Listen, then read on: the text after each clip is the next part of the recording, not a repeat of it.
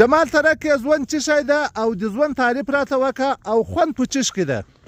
السلام علیکم محبوب جان. وعلیکم السلام. خیر ده، دا خو د انسانیت خبره ته کوې. بالکل. مطلب چې ژوند څه شی ده او خوند په څه کې ده. او خوند په څه کې. راسه دلته به کښېنو. کښېنه بس. خپل سوال جواب وکړو. بالکل. موږ د نسل پرستۍ، د قوم پرستۍ، د وطن پرستۍ جنګونه وکړو. په دې کې په لکاو انسانان مړ شو، وینې یې وبهېدلې. په لکاو انسانان، په میلیونونو انسانان چې د هغه ځګرخون شو، راتلونکی یې تباه شو، زموږ د ماشومانو راتلونکی یې تباه شو. په نسل پرستۍ، قوم پرستۍ، وطن پرستۍ کې موږ هېڅ ګټه نه ولیدله. په میلیونونو انسانان تباه او برباد دي، راتلونکی یې تباه ده. وږي دي، له لوږو سره مخامخ دي، در په دره دي، تباه او برباد دي، شپه ورځ ژاړي. بالکل. اوس وخت را رسېدلی ده چې موږ به اجتماعي د انسانیت جنګ کوو. اوس به موږ د ژوند دفاع کوو، د بشر دفاع به کوو. ژوند، هر ژوندی شی څه ده؟ مچ نه ده، مچ به څوک نه وزني. نو ژوند څه شی دی؟ ګوره، د ژوند د یوې لمحې قیمت، د یوې لحظې قیمت، دا ټوله دنیا ده.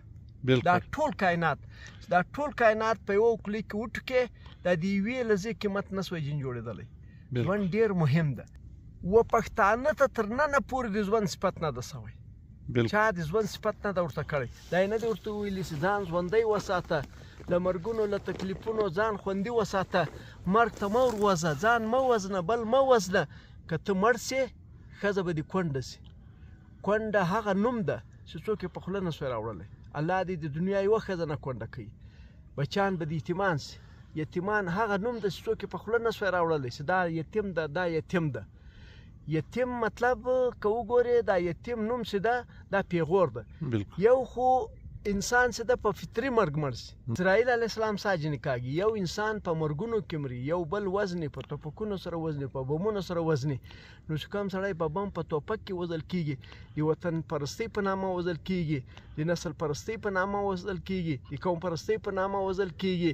نور قومونو ته په سپکه سترګه ګوري، په خپل وطن ځان قربانوي، د بل وطن انسانان وزني، د بل وطن انسانان در په دره کوي. موږ ولیدل د وطن پرستۍ په نامه باندې په لکاو انسانان نه سو مړه.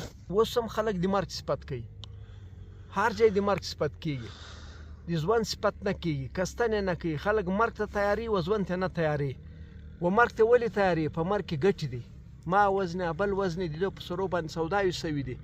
بچیان یتیمان کې، ښځې یتیمانې کې، مندې کونډې کې، مورانې بورې کې، پلار ځګرخون کې. زه په نسل پرستي لعنت وایم، زه په قوم پرستي لعنت وایم، زه په وطن پرستي لعنت وایم. د وطن پرستۍ په نامه باندې د انسانانو د وینې ویالې وبهېدلې. انسانان یې تباه او برباد کو، له انسانانو یې ژوند واخیستل. په لکاو نه، په میلیونونو انسانانو راتلونکی یې تباه او برباد کو. نه به مچ وزنو، نه به مچر وزنو، د دنیا یو اشرات به نه وزنو، چینجی به لا نه وزنو. دا د الله پاک مخلوق ته موږ به دفاع کوو، د ژوند دفاع به کوو. هغه هم ژوندی ساده. هم ژوندی ساده. ساینس وایي دا مچ نه ده، د انسان په ګوتو چې د دغه نوکانو تر مابین چې دی جراثیم کاږي، چې هغه انسان وزني، دی یې وکاږي، ویې خوري. دا جراثیم ټوله له هوا چې یعنې ګټه یې ده، تاوان یې نه ده. نو موږ به د ژوند دفاع کوو. موږ د ژوند دفاع نه ده کړې، موږ ټول عمر د ژوند خلاف کار کړی.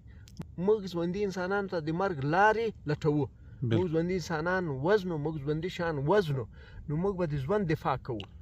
بالکل.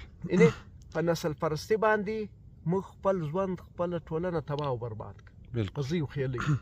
په قوم پرستۍ باندې موږ خپل وطن، خپله ټولنه په دنیا کې بدنامه کړه، تباه او برباد مه کړه. نورو قومونو سره مدنیتۍ پیدا کړو. د وطن پرستۍ په نامه باندې، د وطن پرستۍ په نامه باندې موږ په وطن کې دننه هم په لکاو انسانان تباه او برباد کړو، مړه مو کړو، ښځو په نس کې مو بچیان مړه کړو. بالکل. موږ د وطن پرستۍ، د نسل پرستۍ، د قوم پرستۍ په نامه باندې دنیا ووالو.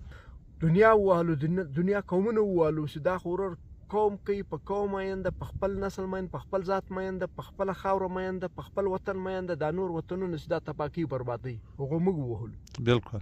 لکه اوس ګوره چې موږ تاریخ راواخلو. بالکل. د موږ تاریخ چې ده ډیلی موږ څو وارې نیولی. بالکل. د چیش لپاره دې نیول ډیلی. ولې دې نیول؟ خپل وطن به دې ساتلی، د خپل وطن چاردیواري به دې جوړه کړې وه، خپل وطن ته به دې نصاب ورکړی و، خپل وطن ته به دې کتاب ورکړی و، خپل وطن ته به دې آیین ورکړی و، قانون به دې ورکړی، لا به دې ورکړی و.